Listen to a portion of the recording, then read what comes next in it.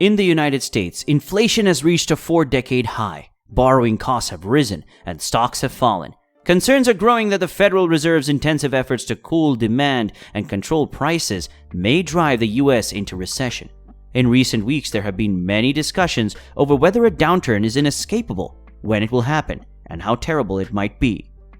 Every country faces an ongoing threat from the increasing cost of consumer products in 2022. However, each country must be creative to identify the optimum balance of instruments for its specific needs. Professor Jason Furman of Harvard University, former chairman of President Barack Obama's Council of Economic Advisors from 2013 to 2017, wrote in the Wall Street Journal last week, "The observation by Leo Tolstoy that all unhappy families are unhappy in their way applies to the multi-decade-high inflation that countries around the world are experiencing. The headline inflation figures are becoming more identical, yet the reasons, implications, and treatment remain different." What is the expected inflation rate for 2022? The Federal Open Market Committee, FOMC, in its latest meeting in March 2022 announced that the Personal Consumption Expenditures, or PCE, inflation rate in the United States will average at 4.3% in 2022 and decline to 2.7% in 2023. The FOMC, the U.S. Federal Reserve System's monetary policymaking body, which seeks to foster price stability, publishes inflation projections from its 12 members 4 times a year, in conjunction with their meetings in March, June, September, and December. PCE inflation is the percentage change in the Personal Consumption Expenditure Price Index. The Federal Reserve uses PCE as a primary measure of inflation in determining inflation goals. Other agencies such as the International Monetary Fund, United Nations Department of Economic and Social Affairs, Organization for Economic Cooperation and Development, European Commission, and U.S. Department of Agriculture give inflation predictions in the Consumer Price Index. Due to the differences in the baskets of goods, the two inflation measures are not identical since 1970. CPI inflation has averaged 0.5% higher than PCE inflation. Different agencies' predictions differ, putting U.S. CPI inflation within the range of 1.69% to 4.30% in 2022 and around 2.5% in 2023. Almost all agencies predicted that CPI inflation would decrease in 2022 compared to 2021. However, the most recent forecasts show the opposite projection. In the long term, up to 2024, CPI inflation in the U.S. is expected to be around 2.3%. The inflation rate depends on the balance between aggregate supply and aggregate demand within the economy. The balance between aggregate supply and aggregate demand. Labor market conditions and inflation expectations are the primary supply forces. A decrease in the unemployment rate means the supply of workers falls, as the unemployed are those seeking a job, leading to higher wages and inflation. According to the survey of economists by Bloomberg, inflation in 2022 is predicted to rise by 5.1% due to the war's impact on the economy. According to the U.S. Bureau of Labor Statistics, in February 2022, the U.S. unemployment rate was 3.8%, which is 2.4% lower than a year before.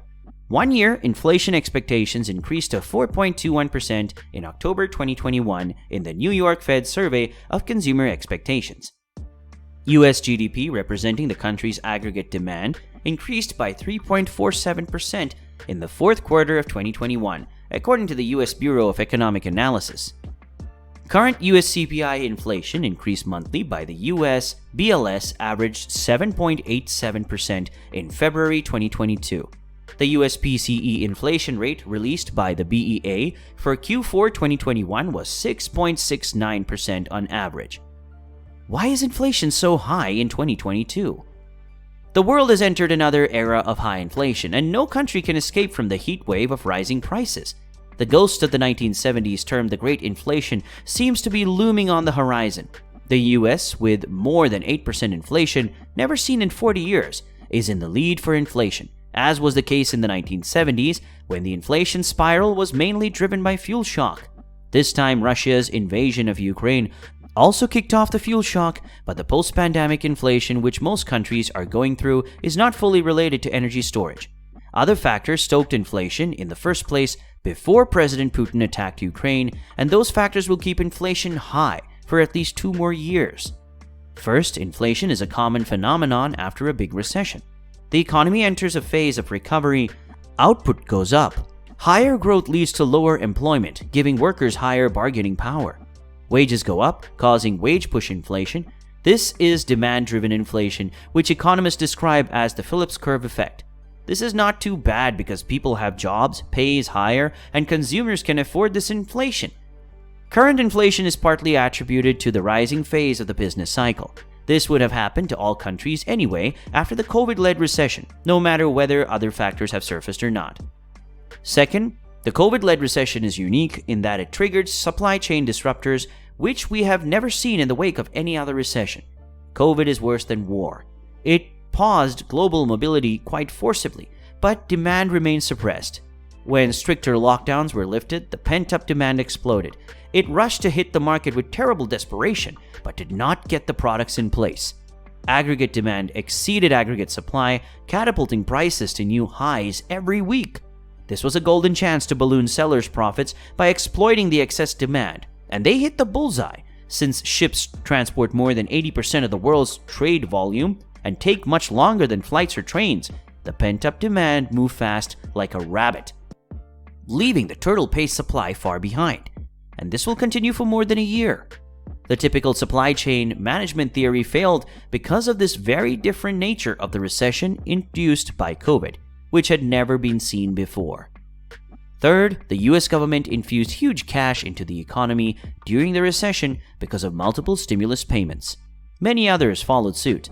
This excessive money supply through desperate fiscal deficit has fueled inflation, as the quantity theory of money asserts. Milton Friedman, who uttered that inflation is always in every way a monetary phenomenon, has been correct again. However, Keynes fails to predict American behavior of saving. Usually the theory says that people should save more when the national income increases, but Americans save less on happy days and more when they feel insecure in hard times. So a big part of the stimulus money was saved from spending later, which has now hit the market, exerting upward pressure on prices. The Federal Reserve won't be able to mop up that excess liquidity soon, enabling inflation to remain high.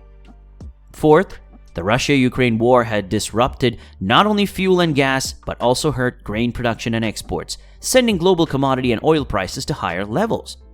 Only this reason is the same as what caused hyperinflation in the 1970s. This is more so for European countries, which are substantially dependent on Russian oil and commodities. While some European countries are 90% dependent on Russian oil and gas, the United States' dependence is as low as 10%. Hence, Putin's aggression on Ukraine wouldn't have had much impact on US inflation. Taking a lesson from the 1970s, when Middle Eastern countries stopped supplying oil to the US, the American regimes kept building strategic oil reserves, which could be as high as 25% of their total demand. Moreover, lessons from the 9/11 attack induced President Barack Obama to forge a new policy for finding self-sufficiency in energy and forcing car manufacturers to ensure fuel efficiency. These reforms have greatly changed the US landscape, so it's not as susceptible to external petroleum threats as before. That is why the Biden administration was capable of being tough on the Kremlin Empire to the degree that Germany could not imagine, which remains like a hostage to Russia's energy supply. Russia covers 55% of Germany's gas and 35% of crude oil imports. The 2021 and 2022 inflation rise contributes to the potential economic inflation that began in early 2021 over most of the world. It has mostly been related to supply problems created by the COVID-19 pandemic and high consumer demand fueled by historically high job and income growth as the pandemic receded. As a result, several governments have seen their greatest inflation rates in decades. Current statistics reveal that roughly 80% of the latest round of global inflation occurs in three sectors: transportation, mainly oil plus used automobiles, food, particularly wheat and cooking oil, and housing, rising construction costs and rent. Finally, inflation is also driven up by fear or panic, a notion dubbed expectations-augmented inflation. The media, with the right information on prices in different markets and reasonable steps by the government, can dampen this segment to a great extent. All these factors are present in the world to trigger inflation and keep it stubbornly high until the end of 2023. In addition, certain institutions' factors, syndication, hoarding, illicit stocks, and corruption will exacerbate the situation if the government does not rise against the evils of the market. Prices once raised don't tend to fall that smoothly, a notion that economist John Maynard Keynes termed downward rigidity or stickiness of prices. And that is the case for many countries, suggesting word inflation will be sustained for longer even after the compelling factors weaken or disappear.